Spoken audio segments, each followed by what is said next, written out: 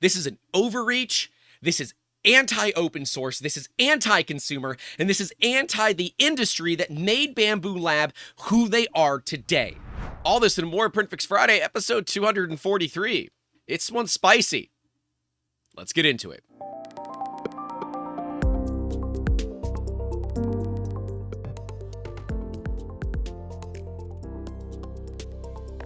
I want to first thank everybody that has sent me the Lewis Rossman video about Bambu going after Orca Slicer. But before we get into it, I want to be clear. Lewis missed something that I actually think is reasonably pivotal in this argument. Doesn't really change it too much, but specifically, Bambu is going after a fork of Orca Slicer that bypasses their key and signature system to utilizing the cloud features via Orca Slicer. It is a single solitary dev, and even Orca themselves has said it's an independent fork. It is not officially associated with Orca Slicer as a team, and they wish that developer the best. Let's just start there. Then we can move forward. Let's first talk about what is going on. Bambu Lab, a company that is effectively existing because of open source. Bambu Studio, a software that is released under the AGPL license because, oh yeah, it's effectively a clone of PrintFixFriday, or at least was back in the day. They've kind of gone their separate ways, and I think definitely Bambu is staying farther ahead of the curve than PrintFixFriday. However, I've seen some things with PrintFixFriday 3.0, and they're gonna get immediately taken because of open source and thrown into Bambu Studio and Orca Slicer, and that's good for everybody. And I want to point out that for years now, we've been telling you guys, Bambu is going to go after the thing that they have been built upon. They're going to go after open source. We've watched them patent all these different things, many of which have been in open source. And if you want to see some of the things that Bambu has patented, we'll have some links down below. They've never actually done anything to enforce it.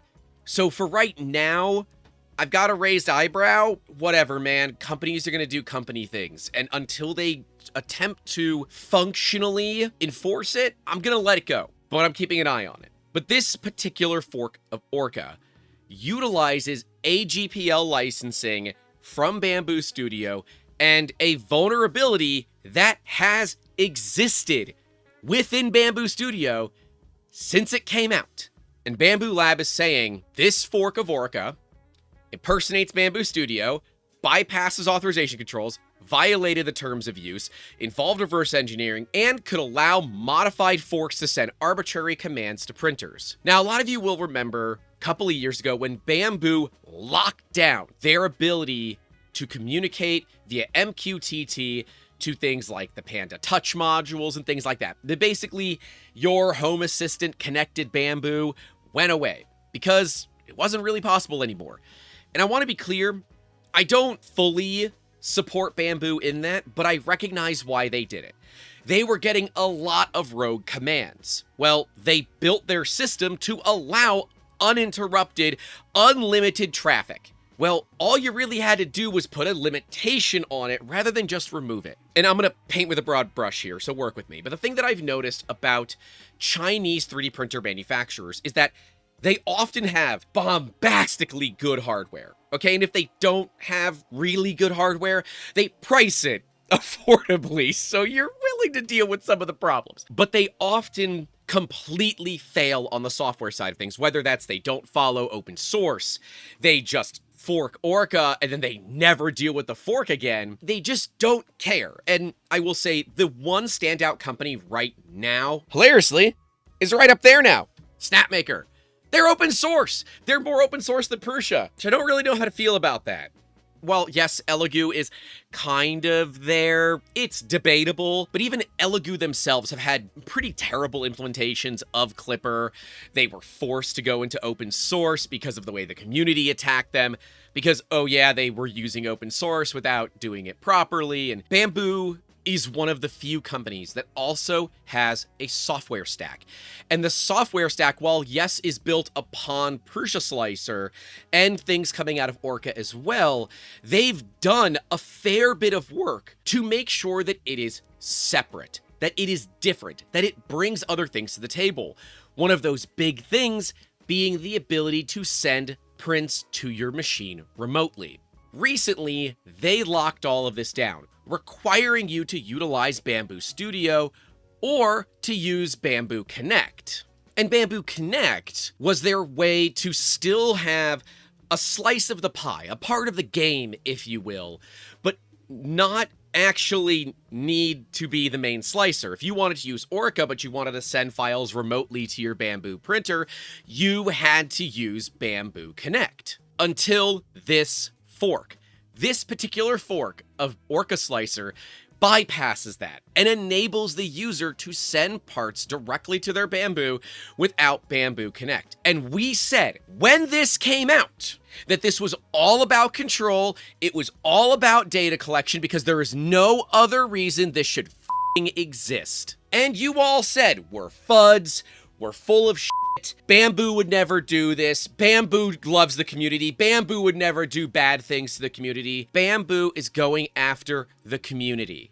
This is just part of it. Now, I want to be clear, there is another caveat here. From what we can tell with Bambu, and talking with people who are very near and dear to Bambu's heart, because obviously you all know they love us. We've been talking with creators who do work very closely with Bambu, and they have a similar idea to all of this that I do. Bambu is not as malicious as they might come off to be. They're just kind of dumb. They're working with teams that don't communicate with each other, where their software team doesn't work with the hardware team, and their legal team doesn't work with any of the other teams, sees thing that could in theory be violating them, and they immediately send the cease and desist, which, okay, from a legal perspective is their legal right. You know, they can do that, but it comes off incredibly anti-consumer. Bambu is reliant on the fact that they have become the largest 3D printer manufacturer in the world and the most popular 3D printer software provider in the world, effectively overnight. With that out of the way, my name's Grant, this is 3D Musketeers and PrintFixFriday, where we help you get your printers back to printing with purpose. And while traditionally these episodes are to help you guys with your machines, and if you do have issues, you can reach out to us. Links are down below, links are above me. You can do whatever the heck you need to get your links. They're where you expect them to be. The problem here is that nothing in this Orca Slicer fork, according to the dev, we have not, and unless you guys really want us to, will not be going through all this to verify Bambu Labs' claims. But the dev states that their work is based on publicly available Bambu source code together with their own integration layer, and that distinction is important. Bambu is publicly released under the AGPL 3.0 license, and Bambu Labs' own public repository describes the networking plugin as an optional component based on non-free libraries. Bambu Lab also publicly announced a newer authorization control model for critical printer operations, and publicly presented Bambu Connect as their intended path for third-party workflows under the updated model. This is all correct, and we know this. The dev disputed their characterization because one of the more serious allegations made was a suggestion the implementation could allow unauthorized commands to be sent to the printers. And they pointed out that according to Bambu Labs' own explanation, the reason the method still worked was simply that they had not disabled that path yet. In other words, the behavior they objected to was, by their own description, still possible within the Linux side workflow they had not yet changed. This further supports our own ideology that Bambu has a decent coding team, but they don't actually know how to properly integrate things. They're just building solutions and then they're being merged. And they're not making sure, they're not doing the dev work they need to do to make sure that they're patching the holes that exist. This is an existing hole. This is an existing, I'm going to put quotes over, feature that Bambu themselves have not yet removed. That's not the dev's fault. The dev is taking advantage of something that Bambu Lab left in there on their own. Yeah, you could go ahead and make your next update take care of it just like you did when we talked about how your machines were just unpacking anything that was labeled .3mf. And literally less than 48 hours later, you released a software patch for it because you knew about it and you just didn't care to fix it because nobody was exploiting it until it became a problem. I don't think Bambu's malicious. It's Hanlon's razor. We're not going to attribute malice to what can easily be described and explained by incompetence. most companies out of China that do 3D printers are hardware companies that might happen to have software. But we have companies like, I'm going to call them out, Construct 3D, right? They're a hardware company. They don't do software. They use Orca. Jacob and his family and his company, they use Orca. They use Orca. Why mess with something that's good? Bambu has been messing with something that is good in an effort to lock you into the ecosystem. And when you look beyond the consumer industry, that's acceptable. In fact, that is preferred. Consumers, though, not generally a huge fan of being locked into ecosystems. And so the dev goes on saying, for that reason, they do not accept the attempt to frame this as they had created some entirely separate hidden capability or some novel printer-side command path. They also do not accept the repeated suggestion that this should simply be described as reverse engineering in the way that it was presented. The dev then asked Bambu to explain why they continued to frame it that way after it had been pointed out. They did not receive a substantive answer to that question. Hi, dev. We've been through the same thing when we called Bambu out for their firmware issues, and they made a public blog post threatening to sue me. So, hi, welcome to the ban list. My name's Grant. We should be friends. But unfortunately, this has ended in a failure for the community. The dev ended up removing the repository anyway. And that this removal should not be interpreted as an admission that all legal or technical allegations made against the project were correct. They removed it because they have no intention on maintaining a prolonged dispute in this particular implementation and have no interest in continuing to distribute it. Welcome to the world of cease and desist. It doesn't matter if Bambu was in the right or not. They won. But see, Louis Rossman did miss the key thing that this is not the full Orca. It's not the full Orca Slicer. It's just this one actual fork of it. However, I think the rest of his commentary, it's legit. Louis has been a fighter for open source for many years and is putting his money where his mouth is. He has an entire organization, a nonprofit called Fulu, where they believe that people should control the tech they bought and own. I agree that we as consumers should have the right to do whatever we want with the things that we own. That is ownership. If you can't dictate what you do with the things that you own, I'm sorry, you don't own it. You might think you own it, but you don't own it. And if we look even on Bambu's own subreddit, top comment, this lawsuit is vile and Bambu Lab tried to gaslight us into thinking they wouldn't pull this kind of stunt when they removed the local API. Guys, I've been telling you this. This is what they were doing. Sure, they technically haven't removed the local API, and it does work in the most recent firmware. You can't use Bambu handy, though. They're limiting your ability slowly. Those of you that say, oh, Bambu is, all this, consumer friendly. No, they're not. They're not. And they only become consumer friendly to a point when you guys argue for certain things and you ask for the world, they give you an inch and you accept it because it's better than nothing. I don't think anybody is ever going to dispute that Bambu makes a solid 3D printer. While some of them have fire issues, yes, we're still tracking that. They're coming up on 200 public things, and they have no way of solving it for people whose machines are yet to have this problem. But hey, best 3D printer company ever! But none of us can sit here and say that Bambu is not directly responsible for the way that this community is now. We're okay with closed source to some extent. And yes, I'm painting with a broad brush again. I know a lot of you aren't, but Bambu Lab owners are okay with closed source because they get the benefits that Bambu Lab machines come with. And yeah, nobody else is really getting close to them at all. The entire closed ecosystem that they've provided you is something that actually works really well. If you don't want to use Bambu, you at some point are accepting some level, lower tier. I don't believe that the company itself is deliberately malicious here. I believe the legal team got a bit of a fire under their ass for this and decided to try to make a statement. And that statement backfires initially. They'll back down a little bit later on, and then the community moves on because they feel like they won. You haven't won.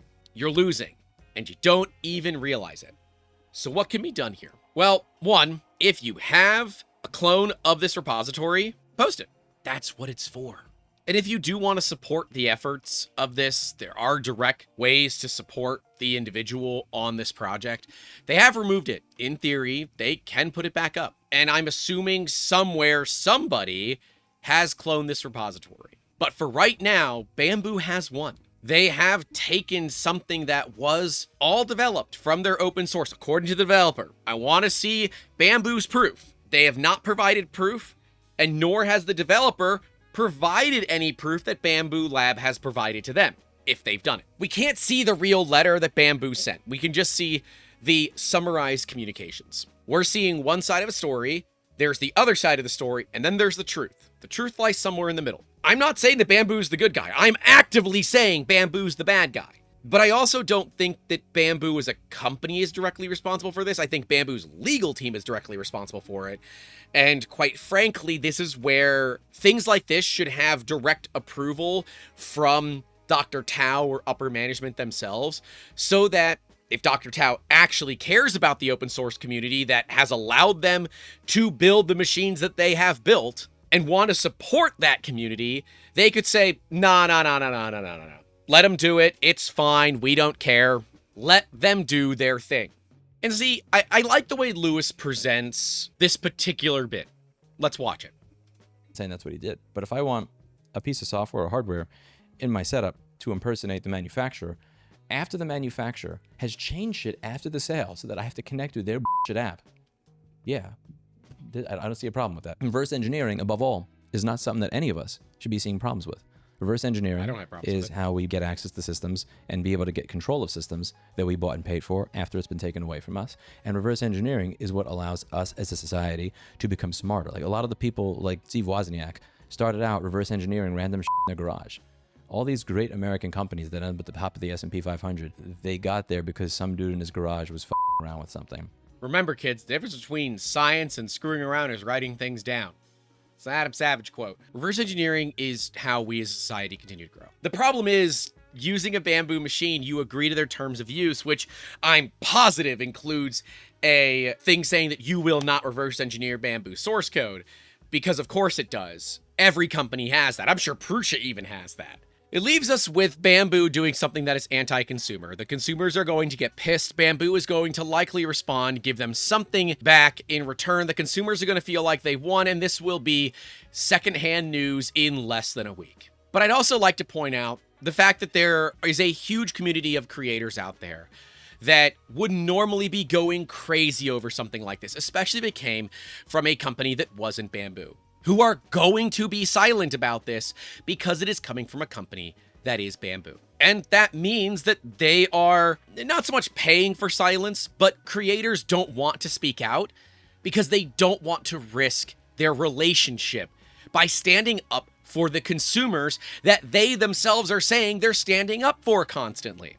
Talk to your creators, the ones that you like to watch. Comment on their videos and tell them to say something, to contact their Bambu Lab representatives and get an official statement. Because as far as I'm concerned, this is an overreach, this is anti-open source, this is anti-consumer, and this is anti the industry that made Bambu Lab who they are today. And that is a big f*** you to the future of this industry, and I don't like that. This industry was built upon open source. While I recognize we are moving away from that, we shouldn't be forcibly moving away from it. We shouldn't be closing down open source repositories that exist because your software is open source. I'm very adamant about this, and we're going to have an upcoming podcast with Slant3D, who I'm sure has some thoughts about this. We'll be sure to ask Gabe these kinds of questions. I'd love to hear his responses from it as well. The only way to get Bambu to really give in at all is noise. The community itself can't just move on from this. This is a step in closing open source. The main takeaways here: I don't believe that Bambu is being malicious. I believe their legal team is being a legal team. I don't like it, but until I understand more and we get a official, public statement from Bambu, I'm going with Hanlon's razor. That the legal team is just setting out C&Ds. It doesn't mean that I agree with it. I don't. I think it's wrong, and I think it's incredibly anti-consumer. But we need to see if Bambu gives anything back to the community on this. If they continue their hard stance of just cutting down open source things like this that are built on open source, then I am more than happy to say it's anti-consumer. And if you want to help the efforts that we do here, you can support and become one of the names listed right next to me at the $5 tier and higher. Thank you to all those that make videos like this possible every single week, 243 weeks deep. If you do enjoy this kind of content and want to see more, subscribe, like, those normal things you do to help those creators that you all enjoy. But that is all we have for you all today. Stay safe out there. Don't forget to call your loved ones. And as always, keep making awesome. Have a good one.